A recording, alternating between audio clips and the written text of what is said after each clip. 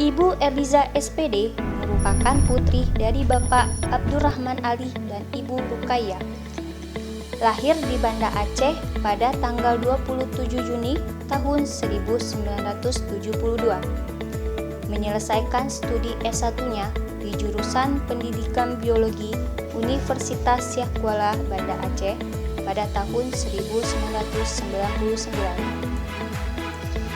Mulai berdedikasi sebagai guru di tahun 2008 di SMA Negeri 1 Tanoh Aie, Kabupaten Aceh Utara, dan kemudian dipercayakan sebagai kepala sekolah di SMK Swasta Citra Tanoh Aie, Kabupaten Aceh Utara dari tahun 2014 sampai 2018. Dan saat ini kembali dimandatkan sebagai kepala sekolah di SMK Negeri 2 Sinabang, Kabupaten Simelu.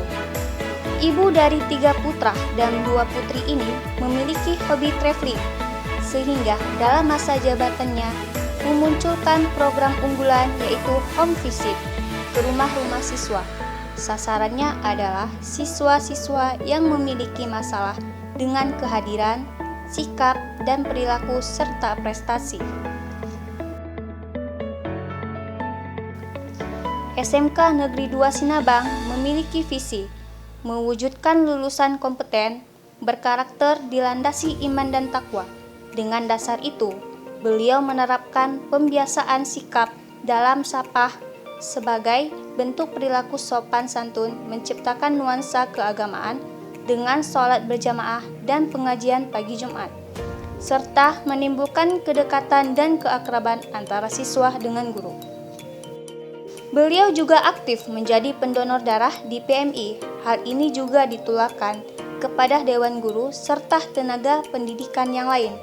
Saling berbagi dan menolong sesama, itu tidak perlu tahu siapa yang menolong dan siapa yang ditolong.